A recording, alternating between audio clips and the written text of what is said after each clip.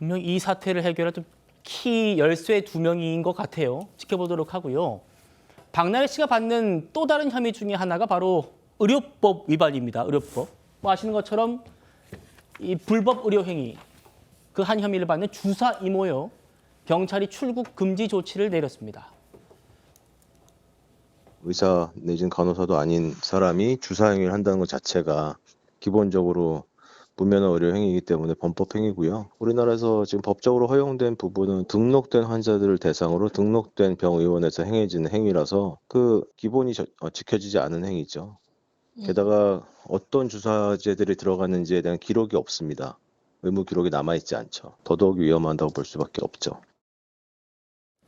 안 기자님, 이 주사 이모를 고발한 전 의협회장이 고발인 조사를 받았다고 더 들었는데 주사 이모도 그럼 곧 소환되겠네요? 네, 고발인 조사가 끝났으니 이제 그 내용을 토대로 한 피고발인 조사, 즉 주사 이모가 소환돼 조사를 받을 것으로 예상이 되는데요.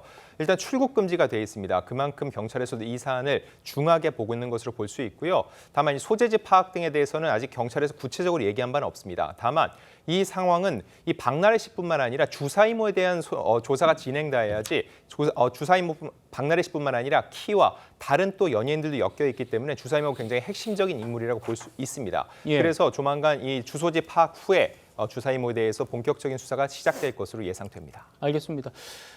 우리 안 기자님께서 이 사태를 쭉 누구보다 또 깊이 있게 취재해 오시면서 이 주사 이모의 프로필 사진이 실시간 바뀌는 것도 파악해서 저희 알려주시지 않았습니까? 혹시 이 주사 이모의 최근 행적 또 추가 취재되신 게 있어요?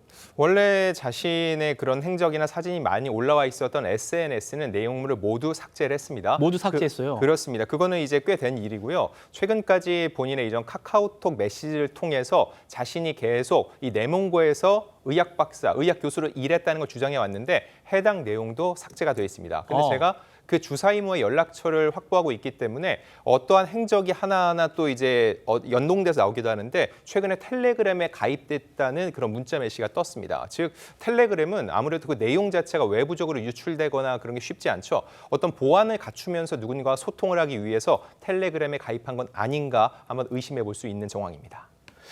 김지호 대변인님, 주사 이모의 최근 행적, 카카오톡 프로필 사진 3개 중에 뭐 1개 지우고 이랬다는 것까지 들었는데 텔레그램을 가입했다는 얘기 좀 처음 듣습니다. 텔레그램을 가입했다. 이건 좀 어떻게 봐야 됩니까?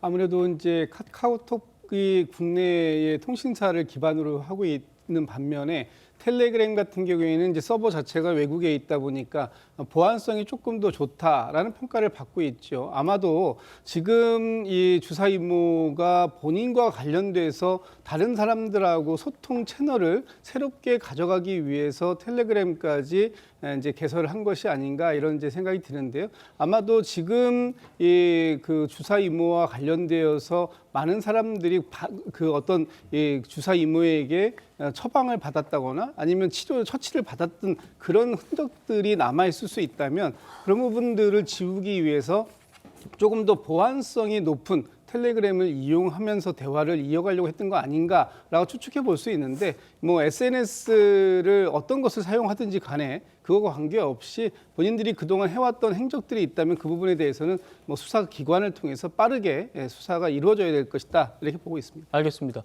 호 대변인님, 참 오랜 또 취재 경력 있으시고 또 정치권에 있으시면서 요즘에 이 보안성이 높다는 텔레그램 쓰는 사람들 많지 않습니까? 지금 이 주사이모라는 분이 출국 금지 조치된 이후에 텔레그램을 개설했다. 이걸 좀 어떻게 봐야 됩니까? 저는 이제 몇 년 전부터 텔레그램을 쓰고 있는데요. 저는 뭐 캥기는 건 없습니다. 근데 어쩌다 보니까 이제 쓰게 됐습니다. 같이 이제 쓰는 분들이 많아가지고. 근데 이제 가끔 보면 땡땡땡님이 텔레그램에 가입했습니다. 이런 게 올라오는 때가 있어요. 안 쓰던 사람인데 갑자기 올라옵니다. 그럼 저는 뭔가 있나 보다 이런 느낌이 들어요. 예. 실제로 그게 뜬 다음에 어떤 신상의 변동이 있거나 어떤 그 관련된 뭔가 이슈가 생기거나 그런 경우들이 꽤 있더라고요. 근데 이제 텔레그램은 말씀하신 대로 이제 보안성이 있다라는 거고, 그다음에 자동으로 이제 뭐 타이머를 걸어놓으면은 대화방이 폭파돼 버리고 그런 그 기능들이 있거든요. 그래서 이제 그 뭔가 이제 캥기는 그런 일들을 할 때 예. 쓰는 악용되는 사실 이제 그런 측면이 있는데 예. 주사 이모라는 분이 이렇게 민감한 때에 그걸 무릅쓰고서도 저기 가입했다라는 그러니까요. 것은 좀 석연치 않은 부분이 있다.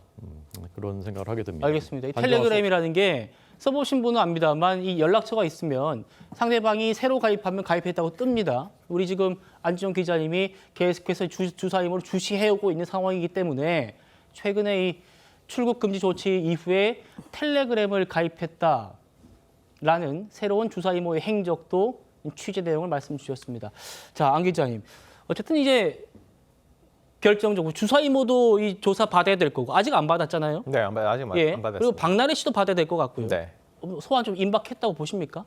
사실 이거 관련해서도 서울경찰청장이 지난달 29일 날 정례 브리핑에서 얘기를 했는데 총 7건의 사건이 현재 진행이 되고 있고 이걸 절차대로 한다고 했으니까 사실 근데 이번에 용산서 같은 경우는 고소인조서였기 때문에 박나래 씨가 포토라인에 서지 않았습니다. 그런데 강남서 같은 경우는 모두 피고소인 조사인 거죠. 그래서 이번엔 박나래 씨가 포토라인에 서서 간단하게나마 입장을 밝힐 것으로 예상이 되는데 예. 그렇게 된다면 박나래 씨가 이번 논란이 불거진 이후에 처음으로 언론 앞에 모습을 드러내는 것이기 때문에 과연 어떤 입장을 내게 될지 여부에도 초미의 관심사로 떠올랐습니다.